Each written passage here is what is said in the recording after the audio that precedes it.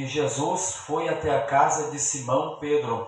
Mas antecedendo esta passagem bíblica, nós temos o contexto relatando que começamos a partir do momento em que Jesus ele saiu das águas do Rio Jordão e foi para o deserto, porque o Espírito Santo o impeliu, o direcionou, o levou para o deserto. Pois quando fala em deserto, eu gosto daquilo que o evangelista Lucas ele falou. Ele disse que Jesus, cheio do Espírito Santo, ele foi para o deserto.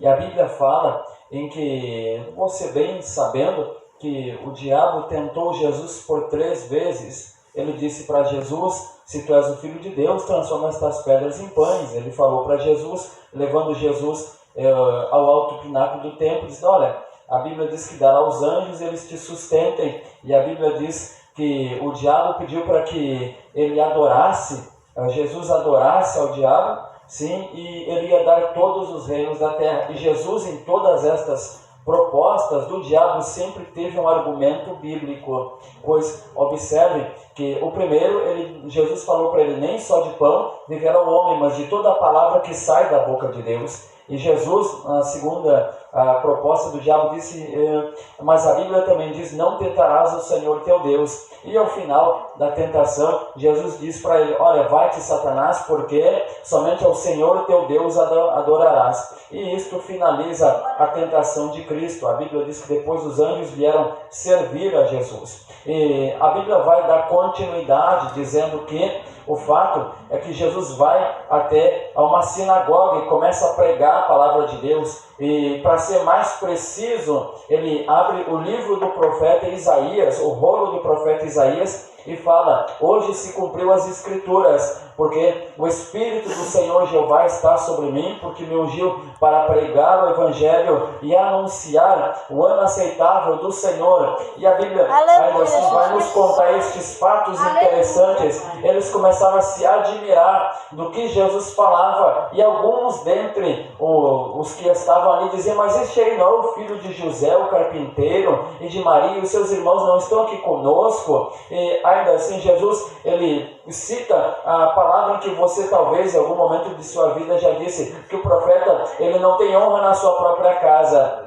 E a Bíblia ela dá continuidade dizendo que depois que intentam apedrejar Jesus, eles não abrem o coração para não ver os milagres de Cristo. A Bíblia ela vai falar em que Jesus vai para uma outra sinagoga num dia de sábado, e ali ele pregando a palavra de Deus, a Bíblia relata dizendo que um homem que havia um espírito maligno, ainda assim ele começa a esbravejar dizendo: por que vieste nos atormentar, filho do Deus Altíssimo?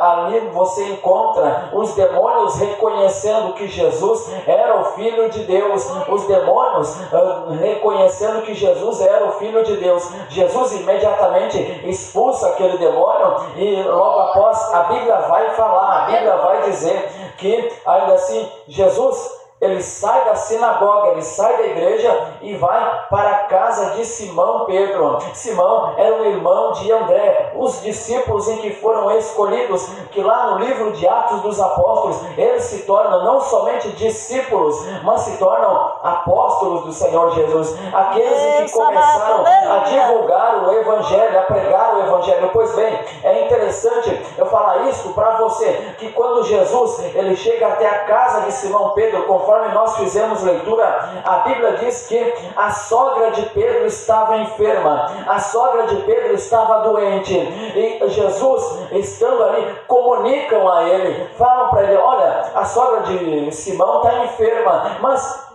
o bom da história é que quando Jesus estava na casa deles, Jesus se aproxima daquela mulher, imediatamente ele estende as suas mãos, e a febre que estava sobre a vida dela vai embora. E a Bíblia diz imediatamente que ela se levanta, ela que estava enferma, ela que estava doente, ela ainda assim que possivelmente por estar deitada estava desanimada, mas Jesus Jesus, pelo fato de estar ali naquela casa, Jesus, pelo fato de estender as mãos dele para ela, ainda assim, eu acredito e tenho convicção de que o desânimo foi embora, que a enfermidade foi embora, de que a opressão foi embora, e ela se levanta, ela se levanta, ela se levanta e começa a servir, e começa a servir, e começa a servir, em nome de Jesus Cristo de Nazaré, em nome de Jesus Cristo de Nazaré. Esta noite eu oro para que no poder do nome de Cristo, que toda a opressão, que todo o desânimo, que toda a enfermidade sai, é no poder do nome de Cristo, é no poder do nome de Cristo, sai, é no poder do nome de Jesus. Quem mais aí vai orar junto comigo? Quem mais vai se levantar com poder e autoridade, vai clamar, vai orar e vai buscar, em nome de Jesus Cristo de Nazaré? Se tem alguém aí espiritual junto comigo, adore, louve, exalte, glorifica Cristo, glorifica Cristo. Se você está desanimado, eu oro para que levante o teu ânimo, eu oro para que você glorifique, por favor, um minuto para você adorar Deus, por favor, você que veio com o pensamento de adorar Cristo, dê glória bonita para Ele, vai, tá valendo! Glória a Deus, aleluia! No poder do nome de Jesus Cristo de Nazaré, no poder do nome de Jesus Cristo de Nazaré, no poder do nome de Jesus Cristo de Nazaré, aquela mulher que estava enferma, aquela mulher que estava doente, aquela mulher que havia uma febre, pelo fato de Jesus estar na casa dela, se levantou. Aquela família recebeu Jesus, não foi só na sinagoga, não foi só na igreja, mas também foi na casa dele. Aquela família não quis Jesus somente na igreja, mas também na casa dele. Glória a Deus, Você já compreendeu? Você é inteligente. Deus, aleluia! Não precisa subestimar a tua inteligência. Não receba Jesus somente na igreja e depois lá na... Oh, Meu Deus do céu. Aleluia. aleluia. É fiel, Jesus, aleluia!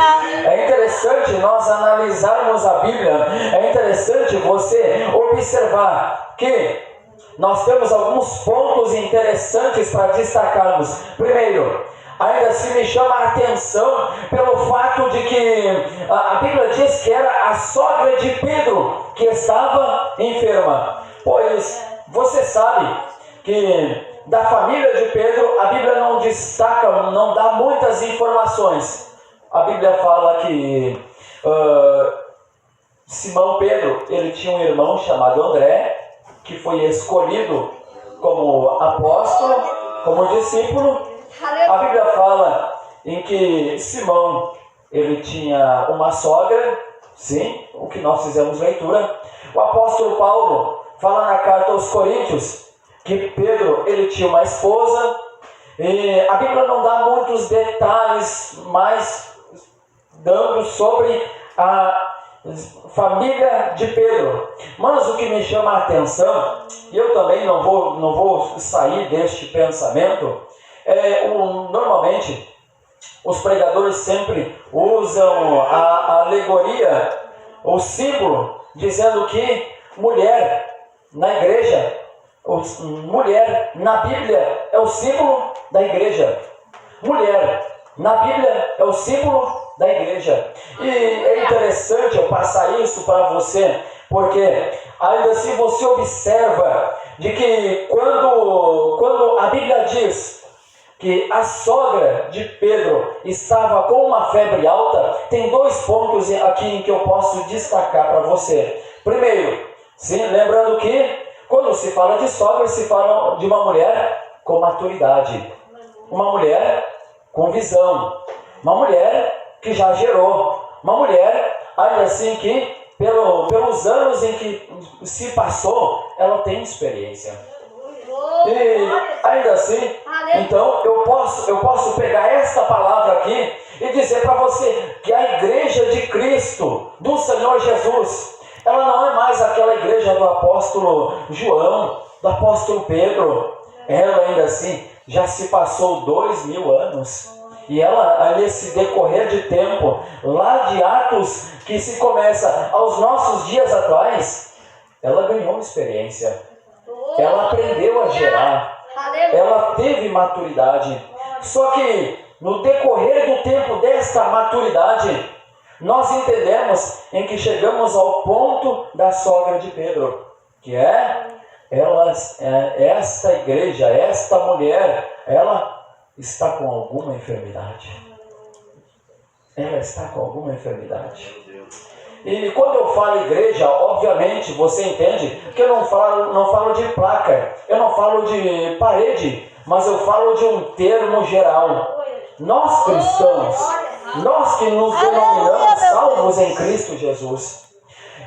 Mas eu entendo alguns princípios bíblicos. Eu posso destacar para você, dizendo em que, ainda assim, esta mulher estando enferma, eu até tenho algumas outras passagens em que falam sobre a cura da sogra de Pedro. Tanto Mateus como Lucas relatam essa mesma passagem. Só que eu procurei e eles não dão muitos detalhes sobre a enfermidade da sogra de Pedro. Eles só dizem que ela estava com uma febre alta. E eu tive lendo, procurando, estudando, porque eu sou parecido com vocês. Sabe, quando a Bíblia fala alguma coisa assim, eu gosto de procurar, eu gosto de ler. E eu tive lendo o evangelista Lucas, e no meu pensamento, no primeiro instante, eu imaginei assim: poxa vida, Lucas, ele era um médico. Porque o apóstolo Paulo dá referência dizendo, Lucas, ele era um médico amado. Então, ele por ser um médico, além de transmitir a história de Cristo, ele também pode dar alguma enfermidade, pode dar alguma referência sobre a enfermidade que havia naquela mulher.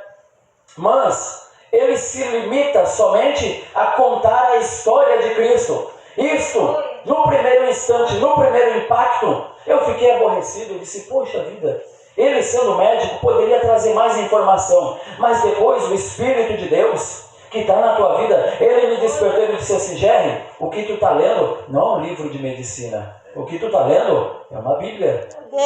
Por isso, aleluia. Lucas, ele não está aí para contar, especificar sobre as enfermidades, ele está escrevendo, é a minha história, é a minha biografia. Então, imediatamente, eu tomei um jeito de ficar no meu lugar. Eu disse, não, está certo o senhor. Mas eu, ainda assim, pela curiosidade, eu descobri uma coisa bem simples. O quê? Que, normalmente, todos sabem, sim, que a febre, ela não é uma doença. A febre, ela não é uma doença. Mas, a febre, ainda assim, ela é somente um sinal avisando o corpo de que alguma coisa está errada. Alguma coisa está errada. E eu procurei assim, eu disse, mas o que aciona a febre? Aí, o que acontece? Eu lendo, estudando, rabiscando, eu descobri que tem uma glândula dentro da cabeça que fica atrás dos olhos, embaixo do cérebro, que se chama hipotálamo. Esse hipotálamo, ele é o termostato do corpo. Ele, ainda assim, dentro da cabeça, ele avisa o corpo, dizendo, tu precisa procurar alguma solução para descobrir qual a enfermidade que está atingindo o teu corpo. E, obviamente, como você é inteligente, tem a mente espiritual, você vai compreender de que, primeiro, compreenda de que a igreja de Cristo, ela representa esta mulher. Segundo, Cristo, ele é a cabeça da igreja. Cristo, ele é a cabeça da igreja. Aleluia. O que nós fizemos leitura. Evangelista João, capítulo de número 16, versículo de número 7. Jesus, ele disse assim, ó: eis que eu vou para os céus, mas eu não vos deixarei órfãos, porque o Espírito Santo, Consolador, estará convosco todos os dias. todos os dias.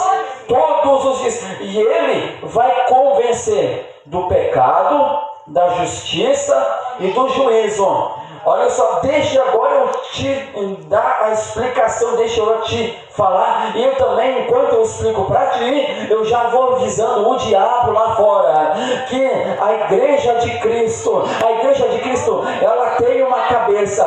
Essa cabeça é Cristo. E essa cabeça ela não é vazia. Essa cabeça, ela não é vazia, porque dentro desta cabeça existe o Espírito Santo. Existe o Espírito Santo. E esta noite, em nome de Jesus Cristo de Nazaré, se o diabo pensou que você é um cabeça oca, ele perdeu, porque você tem a mente de Cristo. Você tem a mente de Cristo. Você tem a mente de Cristo. E esta noite, em nome de Jesus Cristo de Nazaré, eu profetizo o que está escrito em Efésios capítulo de número 1, versículo de número 17. Enquanto eu ministro a palavra de Deus, eu profetizo que o Espírito de sabedoria e de revelação, ele venha pairar sobre este lugar, em nome de Jesus. Vai que volte, troque de Pai, e que a véu, e que a vai, e que a volte, Pai, em nome de Jesus Cristo de Nazaré, em nome de Jesus Cristo de Nazaré, em nome de Jesus Cristo de Nazaré, em nome de Jesus Cristo de Nazaré, em nome de Jesus Cristo de Nazaré. Se o diabo pensou que você era um cabeça vazia, ele perdeu, porque a mente de Cristo, ela é direcionada pelo Espírito Santo, no meio de todas as lutas, no meio de todas as provas, no meio de todas as dificuldades, o Espírito Santo te trouxe. Glória a Deus, aleluia, Jesus. Ele te trouxe para você estar integrado, unido ao corpo de Cristo. Meu Deus, aleluia. Ao corpo de Cristo. Por isso o Espírito de Deus, o Espírito de Deus, o Espírito de Deus. Se Jesus, de fato, biblicamente, ele ainda assim foi para o céu, que é o que está escrito na Bíblia, tá? Que ele está à direita de Deus, ele deixou bem claro, dizendo: eu não vos deixarei órfãos. O Espírito de Deus, ele está guiando a igreja dele. No meio de todas as lutas do que nós estamos vivendo, você acha que a igreja vai sair da terra derrotada? Não vai. Não vai sair derrotada e não vai sair daqui cabisbaixa. Aleluia. Não vai sair daqui cabisbaixa. Ao contrário, a igreja de Cristo, ela vai glorificar o Senhor Jesus antes do arrebatamento. A Bíblia diz que o amor de muitos nos últimos dias se esfriariam. O amor de muitos nos últimos dias se esfriariam. Mas você que tem a mente de Cristo, o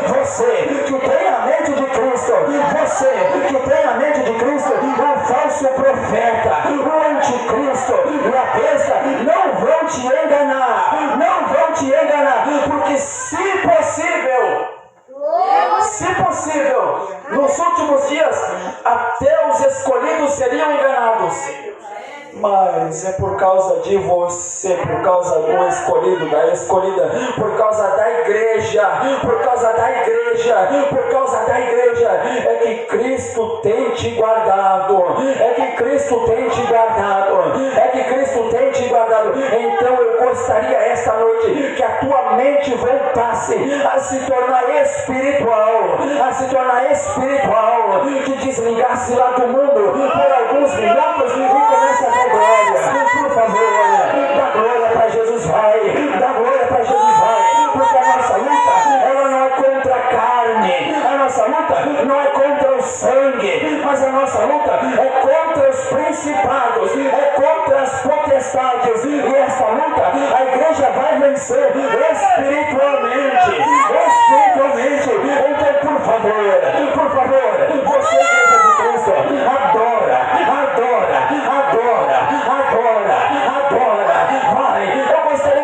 silêncio, aquele glória a Deus, aquele aleluia, bem bonito para Jesus. Eu gostaria que você permitisse Deus te encontrar esta noite aqui, porque a Bíblia diz que Ele procura o quê? Verdadeiros adoradores. Verdadeiros adoradores. Quem é o verdadeiro adorador? É quem tem a mente de Cristo. É quem tem a mente de Cristo. É quem tem a mente de Cristo. É quem tem a mente de Cristo. Se você tem a mente de Cristo, o próprio Deus vai se identificar. O próprio Deus vai se identificar. Porque Deus, Ele é a cabeça de Cristo. Cristo é a cabeça do homem. O homem é a cabeça da mulher. Um está interligado com o outro. E a igreja, ela é o corpo de Cristo. E este corpo não está morto, porque este corpo, ele tem um espírito. E que espírito é? É o Consolador. É o Consolador. Aleluia, meu Deus. É o Consolador. Eu não gosto dessa palavra, mas eu vou falar para você. Tá? Este corpo, ele não é um cadáver. Tá? Não é um cadáver. Ele não é um robô. Tá? Que as pessoas olham e se mexem automaticamente. Não, este corpo, tá? Ele tem uma coordenação. Tá? Que a mente é direcionada pelo Espírito Aleluia. de Deus. E o apóstolo Pedro, Simão, ele aprendeu com Jesus que igreja, ela é formada com pessoas simples, com pescadores, com homens que poderiam ter diversas oportunidades, mas resolveram renunciar. Aí Simão, o que ele fez? Ele deixou o trabalho dele, deixou a pesca e depois do culto levou Jesus para casa. E a família de Jesus ainda assim se tornou a família de Simão. A família de Simão se tornou a família de João. A família de João se tornou a família de André. Porque nós todos estamos interligados com o sangue do Senhor Jesus. Este corpo, além de ter cabeça, além de ter uma coordenação que é o Espírito Santo, ele também tem sangue. Em nome de Jesus Cristo de Nazaré. Em nome de Jesus Cristo de Nazaré. Em nome de Jesus Cristo de Nazaré. Em nome do Senhor Jesus. Simão Pedro, ele não levou somente Jesus para a sua casa para eles receberem cura. Ele levou Jesus para a sua casa para eles receberem salvação. Meu Deus, aleluia.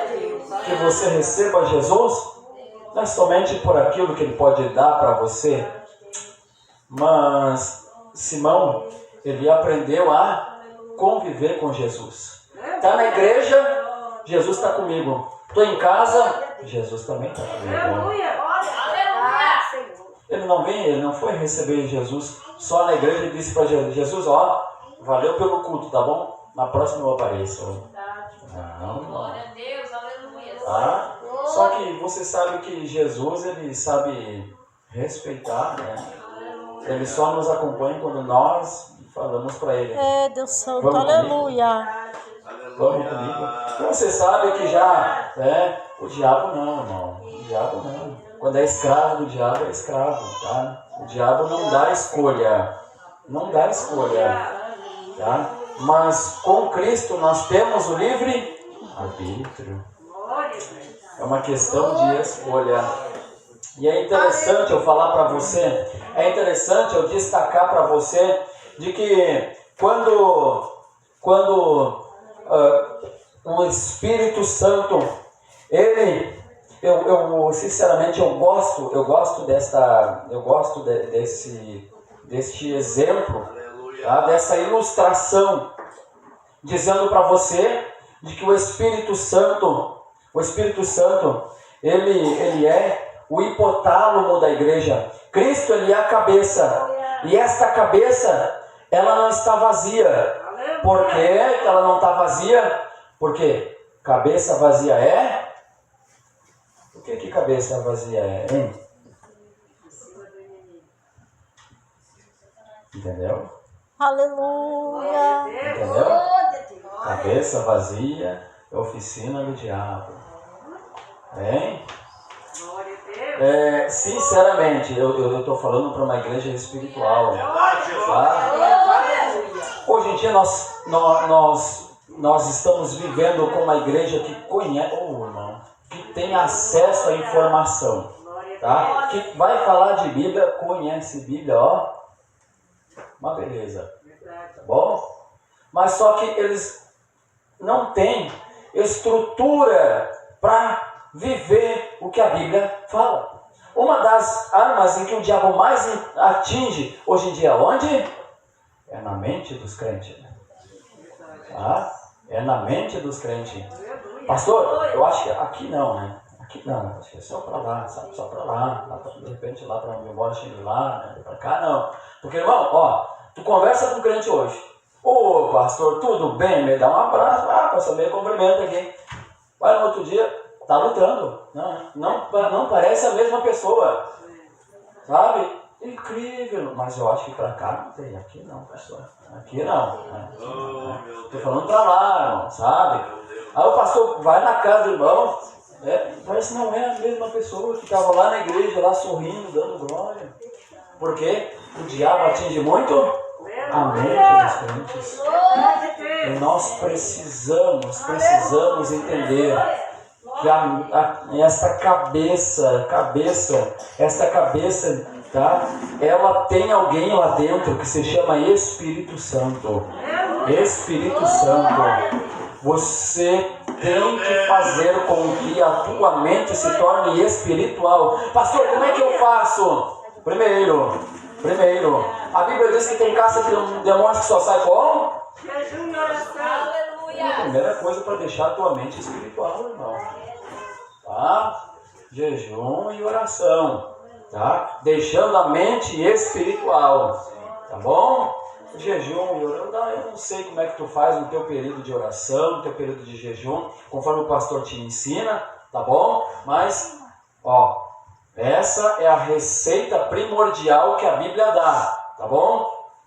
Se você for consultar no médico, ele vai te dar, ó, aqui, ó, para tu resolver o teu problema, eu vou te dar essa receita, tá bom? Então é o que eu estou te dando, tá bom? O pastor que vai medicar para ti quantas vezes ao dia, a semana, tá? Tu vai ter que tomar esse remédio, tá bom? Mas, jejum e oração. Tá bom? Normalmente tem crente, né? Que é, tá? Das 8 da manhã, tem meio-dia, tá? Deixa o café da manhã pra lá e diz, hoje eu não vou tomar café, vou almoçar a 1h da tarde. Tá bom? Isso se chama jejum. Tá bom? E ainda assim tem outra, eu acho interessante o que a Bíblia fala, o que a Bíblia diz, tá bom? Que o apóstolo Paulo escreveu na carta aos Efésios, capítulo de número 6, versículo de número 11. Ele disse assim, ó, revesti-vos de toda a armadura de Deus, tomando sobre vós, o quê? Capacete da salvação. O capacete da salvação.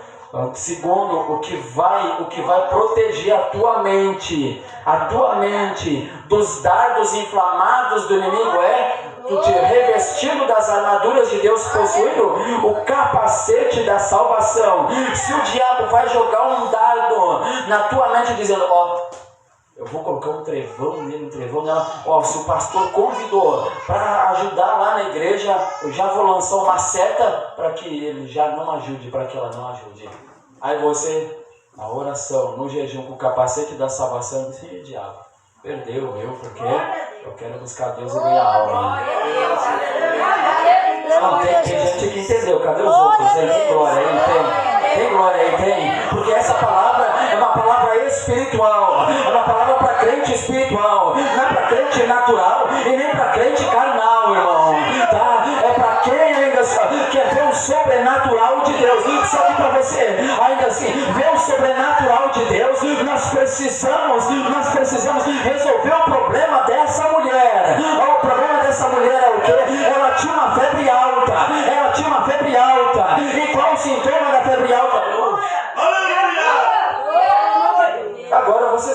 que a febre alta, tá? Glória a Deus. As irmãs, né, que são mães aí, que tem os bebês, ainda assim vão compreender muito bem, né?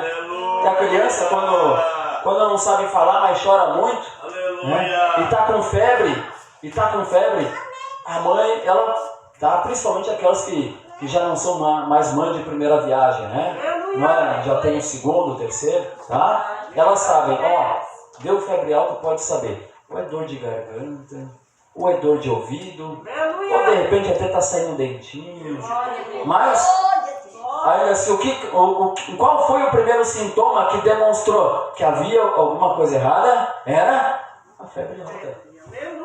Então, irmão, tá? O problema da igreja, sabe, pastor? O problema hoje em dia, quando se fala em calor, em fogo, as pessoas dizem, é Pentecoste, avivamento.